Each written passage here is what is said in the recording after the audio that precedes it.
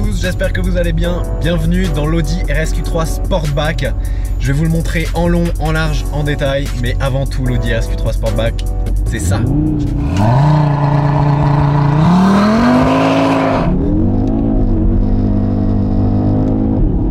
Avant toute chose, n'oubliez pas de vous abonner à la chaîne et d'activer les notifications, c'est très important pour moi, ça permet que dès que je mette une vidéo en ligne, vous receviez tous les notifications comme quoi il y a une nouvelle vidéo. Abonnez-vous aussi au compte Instagram, je mets des stories en live, des événements et des posts, des belles photos.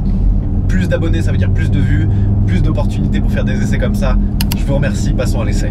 Donc c'est la deuxième génération de l'Audi RSQ3 et pour la première fois, Audi introduit une version Sportback, donc c'est un SUV coupé. Pour mouvoir ce RSQ3 Sportback et le RSQ3, Audi a pioché dans son catalogue et a pris un moteur, un classique moderne de chez Audi, le 5 cylindres 2,5 litres turbo, donc poussé ici à 400 chevaux et 480 Nm de couple. Avant c'était 360 chevaux et 450 Nm de couple. On a un petit peu plus de poids sur le nouveau, mais on a la version la plus puissante de ce 5 cylindres turbo absolument iconique de chez Audi.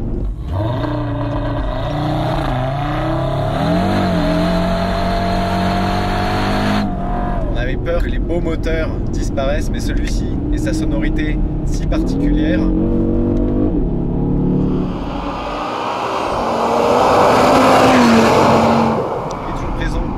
chez Audi, dans la TTRS, dans les RS3, RSQ3, et ça fait du bien. Qu'est-ce qui se passe? Obligé que ça se passe comme ça, évidemment. Donc ce moteur, contrairement à certains moteurs sur des nouvelles voitures, t'as pas besoin de l'emmener super fort pour vraiment l'entendre s'exprimer, c'est ça qui est agréable. Il ronronne même à 2000-3000 tours, bas dans les tours quand tu es en dynamique. On a un échappement actif évidemment, mais il ronronne, très agréable. On a du couple, on a de la puissance, 400 chevaux, ça nous permet de faire un 0 à 100 en 4,5 secondes. Sur l'ancienne génération on était à 4 secondes 8 et la vitesse max est de 250 km/h en série comme sur l'ancien et peut être en option poussée jusqu'à 280 km/h.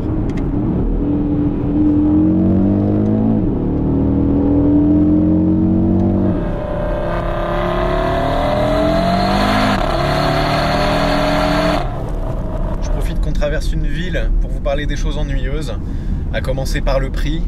Il est assez ennuyeux, 71 000 €, 70 900 € sur la RSQ3 Sportback. Ensuite les options, après évidemment chez Audi ça peut aller très très loin, mais les principales, on va dire qu'il y a les disques en carbone céramique à peu près 6 000 €. Sinon on a des aciers versés et ventilés. Après tout ce qui est système audio, Alcantara, carbone, ça va être des packs d'options avec une belle config. Je pense que tu es à 85, 90 et donc tu as un SUV coupé sportif.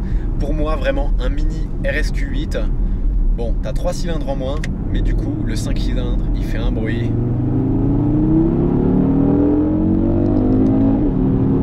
Et ça rappelle l'Audi Quattro quand même, ce 5 cylindres. L'Audi Quattro qui est iconique chez Audi, voiture de rallye, voiture groupe B si je ne m'abuse. Et j'en ai vu une passer d'ailleurs si vous suivez mes vidéos. On était à La Turbie avec celle de l'année, celle de André Lotterer, une Audi Quattro rouge, magnifique. Et donc des années plus tard on retrouve ce moteur qui est assez compact en fait, c'est ça qui fait son avantage.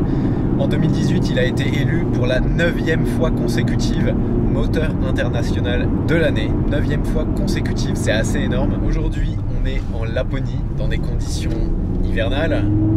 On a une route qui est glacée, enneigée, on a des pneus hivernaux à clous, donc ça accroche. On va être plutôt là pour un peu la découvrir, apprécier et rester jusqu'à la fin de la vidéo parce qu'ils nous ont réservé un circuit de glace.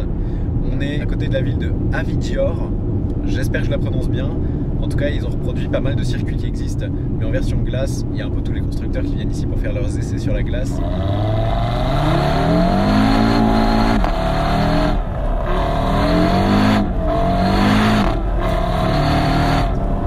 Cette Audi RSQ3 Sportback comme sur la RSQ3, maintenant on a une direction dont le ratio est variable. Je crois qu'il y a 2 crémaillères et en fonction de si tu mets le mode dynamique ou le mode confort, tu n'auras pas la même démultiplication.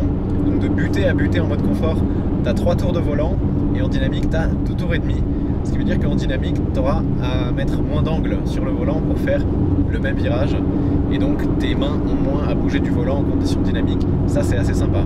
Et pour une fois, on peut les féliciter. Audi, ils n'ont pas juste fait une direction qui se durcit en mode dynamique, ce qui de mon point de vue ne sert à rien, à part à encore moins ressentir la route. Franchement, dans ces conditions, c'est dur de pas se prendre pour un pilote de rallye. La neige leur couvre, on a des pneus cloutés, c'est juste un pouce au crime. Oh là là là là. Et le couple, il est disponible assez tôt sur ce moteur, c'est assez sympa. Le RSQ8, mon gros reproche, c'était quand même que sous 3000 tours, il se passait rien, tu mets tes pieds au plancher et il se passait rien. Là, le moteur, il a un peu plus de linéarité, bien qu'on ait le caractère turbo, et la sonorité est quand même dingue. Ça, c'est gros point fort. Oh là là là là. Et avec ces pneus à clous, on peut envoyer hein, sur la neige, c'est assez marrant. On a une boîte à double embrayage S-Tronic à 7 rapports. Toujours ces palettes en plastique chez Audi, ils n'ont pas évolué, ça c'est dommage. Ils ont mis de l'alu dessus, mais c'est de l'alu en plastique. Franchement, à ce prix-là, on se rapproche dangereusement des 100 000 €. Il serait bien de mettre des palettes en métal avec un feeling un petit peu plus premium.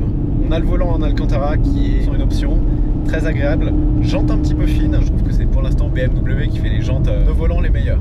Petit détail. Franchement, ça va être de la pinaillerie parce que c'est ce que je dis souvent dans les essais maintenant, toutes les voitures, la plupart excellentes, et franchement pour trouver des défauts, faut être connaisseur, ça va être une question de goût, une question d'un peu d'expertise. Attendez, il n'y a personne, on va faire un petit départ.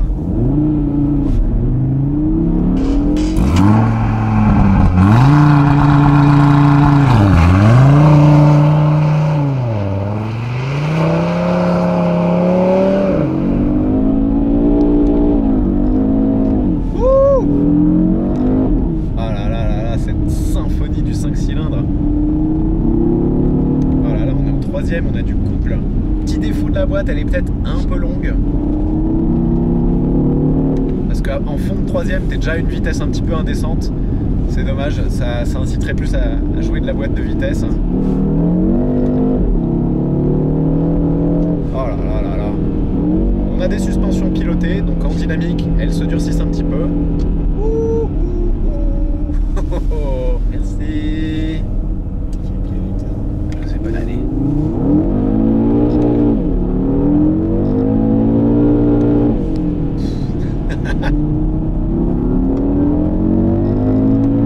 Putain, j'ai l'impression qu'on peut envoyer les 400 chevaux sur la neige. C'est hallucinant. Ces pneus cloutés là, c'est des Michelin, j'ai vu. Je crois pas qu'ils seront proposés sur cette voiture en France. Après, ça monte jusqu'à 7000 ou 7500 tours. Pour un 5 cylindres, c'est pas mal. Et ça permet de le faire chanter. Hein. Allez, seconde.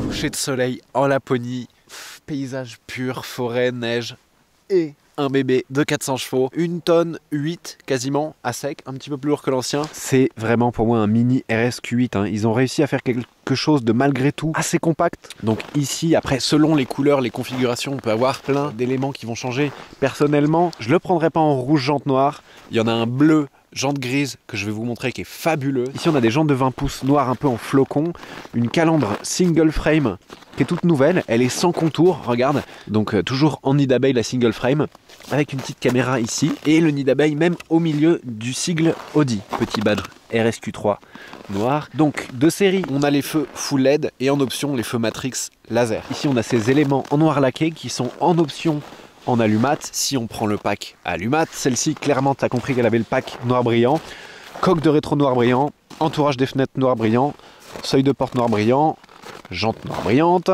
et à l'arrière, bon alors il est plus très brillant, mais diffuseur en noir. On peut l'avoir en allumat, le diffuseur en option, et on a 2 grosses sorties d'échappement sur ce nouveau RSQ3 Sportback, contrairement à l'ancien RSQ3 qui n'était pas Sportback déjà, et qui avait une seule sortie d'échappement. Là, vraiment, ça reprend les codes stylistiques des grosses Audi, RS6, RSQ8, RS7, tout ça, en noir laqué, parce qu'on a un échappement sport. Et le coffre, hop, le coffre, il est pas mal, hein. Il est assez profond, assez haut. T'as un filet qui te permet de mettre des choses sans que ça se balade.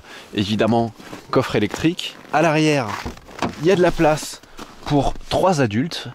3, vous serez un petit peu serré, 2, vous serez très bien. Gros point fort d'Audi. Je l'avais noté dans le RSQ8, dans le RSQ3, ça fait pas défaut, c'est un peu même style, tu vois, là si je mets le contact, t'as le GPS full tactile qui s'affiche, T'as juste pas le deuxième écran avec la console ici. Le volant en Alcantara, à mes plats, c'est très joli. Les petites palettes en plastique, ça, c'est dommage. Franchement, à ce prix-là, faut mettre du métal. Alcantara, alu, piano black, carbone. Juste ici où c'est un petit peu plastique, là autour du levier de vitesse.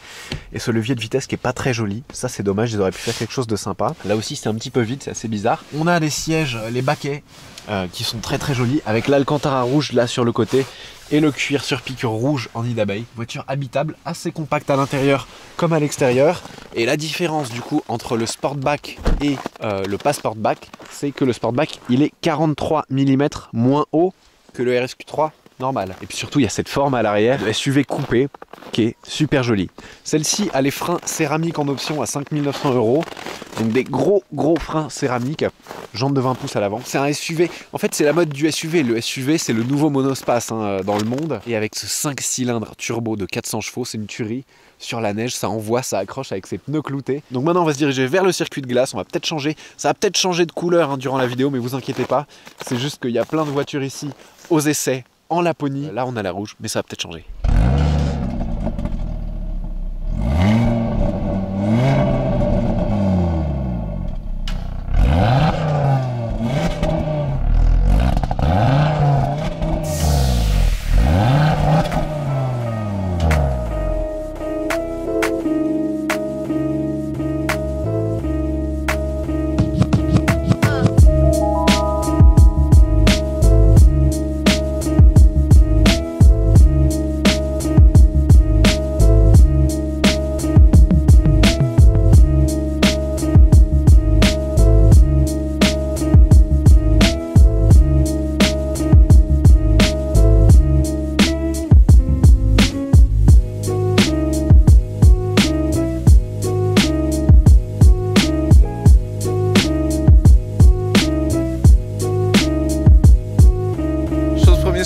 On a le circuit de glace pour nous tout seul. Enfin tout seul, il y a quand même une flopée de RSQ3 Sportback ici. Je prends le bleu, je vous avais dit que c'est la couleur que je préférais. Bleu avec le pack alu. On a cette petite lame qui passe ici comme ça, qui traverse ici. C'est vraiment très beau, très bien fait. On a des pneus qui sont cloutés mais avec des clous encore plus grands qu'hier. Je ne sens déjà plus mes mains. Et les jantes comme ça, alu, c'est beaucoup plus joli je trouve que les jantes noires. Avis personnel là. Et en bleu, c'est magnifique. Bon, premier tour de ce petit circuit de glace. Faut arriver à faire danser la voiture. Comme elle a beaucoup de couple, 480 Nm de couple. C'est pas trop compliqué, mais faut pas se louper parce qu'on a des pneus cloutés. Du coup, on prend de la vitesse assez facilement, malgré le fait que ce soit un circuit de glace. Appel contre appel. En fait, voilà.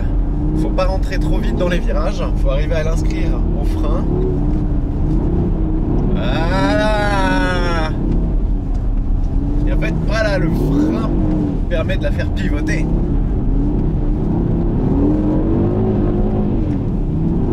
Oh là là, quel bonheur.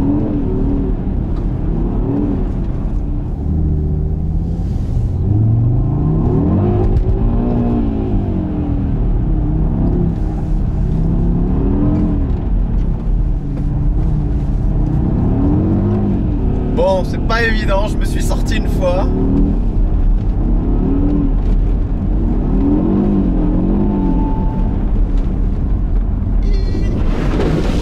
Ah, merde. Mais donc là, clairement, la direction adaptative qui change en mode dynamique et en mode confort, tu vois. T'as besoin de donner moins d'angle de volant, moins d'angle sur le volant pour braquer autant les roues. Et donc t'as pas à trop mouliner du volant. Voilà, bon angle comme ça là, c'est bon ça, putain. Wow.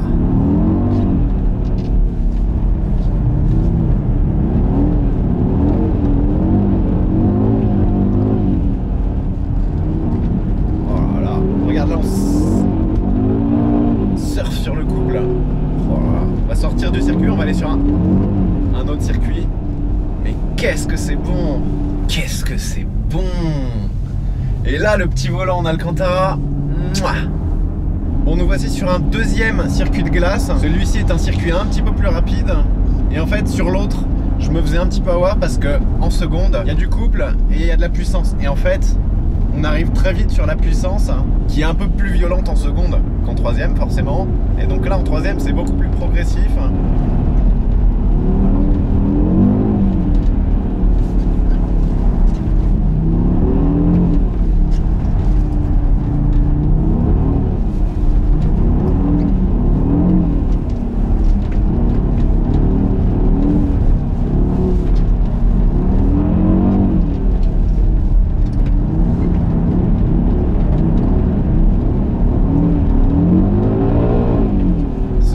Des grandes courbes qui permettent d'apprécier l'équilibre de la voiture. Dans sa part, c'est très très sain. Et alors, je suis pas du tout un pilote, mais elle se mène assez facilement. Et ouais, en troisième, c'est plus facile en fait. J'ai voulu faire le kéké en seconde, à faire hurler le moteur à la Chris Harris, mais j'avais oublié un détail.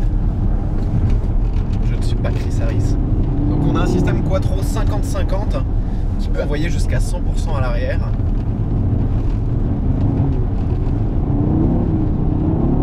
Oh putain, c'est bon! Juste avant l'entrée du virage, tu mets un peu de frein comme ça, tu mets un peu de poids sur les roues avant, tu délestes l'arrière et là voilà, ça part. Ah, c'est pas évident de la garder la glisse. Hein. Voilà.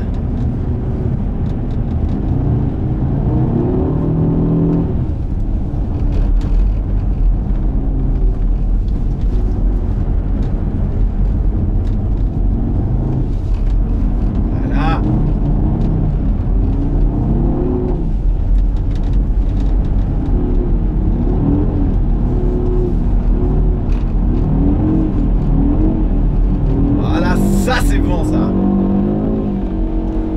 Bon les amis, je vous remercie d'avoir regardé cette vidéo sur l'Audi RS-Q3 Sportback. J'espère que ça vous a plu. C'était incroyable moi de venir ici en Laponie et d'essayer franchement un peu la glisse sur ce circuit de glace. Incroyable, incroyable. La voiture est très saine, très équilibrée et ce moteur, c'est un bijou. Je vous remercie d'avoir regardé cette vidéo. Si elle vous a plu, n'hésitez pas à mettre un pouce vers le haut, à vous abonner si ça n'est pas déjà fait. Dites-moi en commentaire ce que vous en avez pensé, ainsi que de mes piètres qualités de drifter sur glace. Et je vous dis à très bientôt pour la prochaine vidéo. Ciao!